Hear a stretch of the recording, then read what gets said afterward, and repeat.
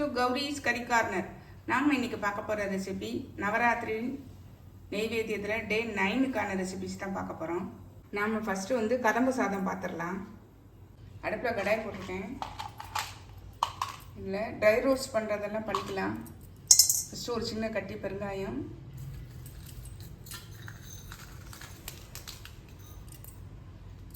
கால் teaspoon வெந்தயம், தனியா 2 table spoon, அரை டீஸ்பூன் மிளகு, அரை டீஸ்பூன் ஜீரகம். இது நல்லா வந்து வறுத்துக்கலாம்.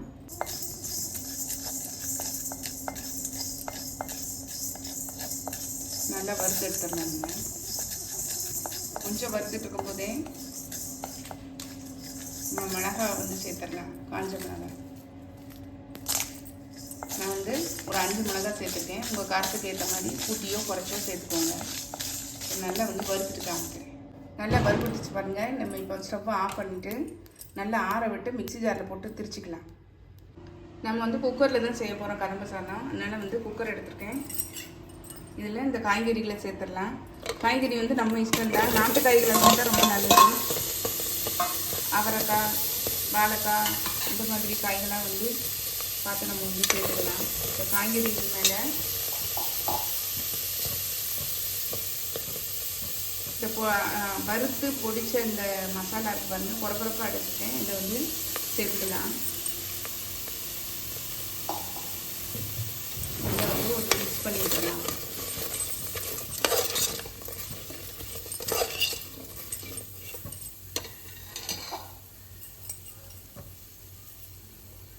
துவரம்பருப்பு வந்து 1 கப்பு அரிசி எடுத்திருக்கேன். துவரம்பருப்பு வந்து 3/4 கப் எடுத்திருக்கேன். நல்லா வேக வச்சு வச்சுருக்கேன். இதை வந்து நல்லா வந்து ஸ்மாஷ் பண்ணி இதில் சேர்த்துடலாம்.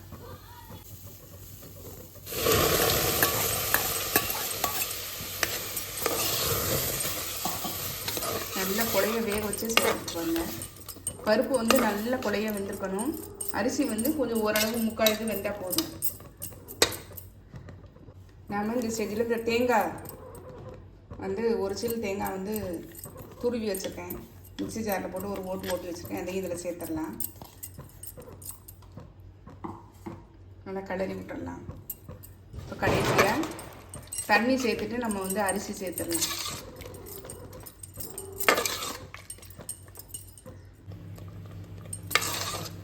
நம்ம இதில் தண்ணி வந்து 4 டம்ளர் சேர்த்துக்கணும். ஏற்கனவே பருப்பு வந்து கொஞ்சம் குழைவாக வந்ததுனால இந்த டம்ளருக்கு 1 டம்ளர் அரிசி எடுத்துருக்கேன். இங்கே 4 டம்ளர் தண்ணி விட்டுருக்கேன். பருப்பு வேறு வந்து நல்லா குழைவாக வந்துட்டு இப்போ இது கூட நம்ம மஞ்சள் தூள் சேர்த்துடலாம். மஞ்சள் தூள் ஒரு 1/2 டீஸ்பூன் சேர்த்துருக்கேன். நல்லா மிக்ஸ் பண்ணி விட்டுருங்க.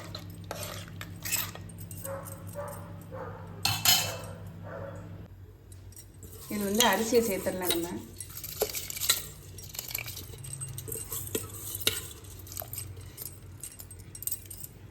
நல்லா கொதிக்கட்டும். நம்ம மூடிடலாம். உப்பு சேர்த்துடலாம்.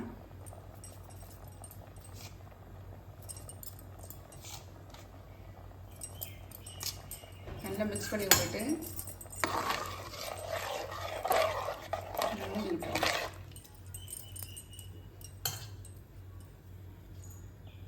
நல்லா கொதிக்க ஆரம்பிச்சிச்சு பாருங்கள். நம்ம இப்போ குக்கர் மூடிடலாம். நான் இதில் தக்காளி, மாங்காயெல்லாம் போட்டிருக்கேன். அதனால் வந்து புளியெல்லாம் ஊற்றலை. சில பேர் ஊற்றுவாங்க. நான் புளியை கரைச்சி ஊற்றலை. ஒரு 3 விசில்லேருந்து 4 விசில் விட்டால் நல்லா குழைய வந்திருக்கும். பார்க்கலாம். குக்கர் திறந்து பார்த்துடலாம். விசில் இறங்கிடுச்சு பாருங்கள். சூப்பராக ரெடியாக இருக்குது. எப்படி இருக்குது பாருங்கள். செம்மையாக இருக்குங்க.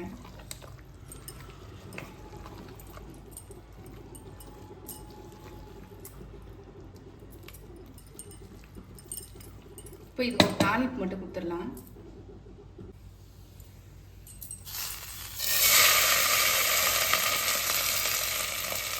கடுகு, உளுந்த பருப்பு, காஞ்ச மிளகாய், கருவேப்பிலை நல்லா தாளிச்சாச்சுங்க.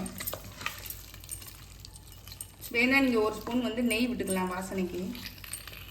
நம்மளுடைய கதம்ப சாதம் சூப்பராக ரெடி ஆகிடுச்சு பாருங்கள். நீங்கள் என்ன காய்கறினாலும் யூஸ் பண்ணிக்கிடலாம். பாருங்கள், அரிசி வந்து ரொம்ப குடையாமல், அதே சமயத்தில் வந்து பருப்பு நல்லா வந்து எங்கேயுமே தெரியல பாருங்கள். இந்த கோவில் கதம்ப சாதம் கண்டிப்பாக ட்ரை பண்ணி பாருங்கள்.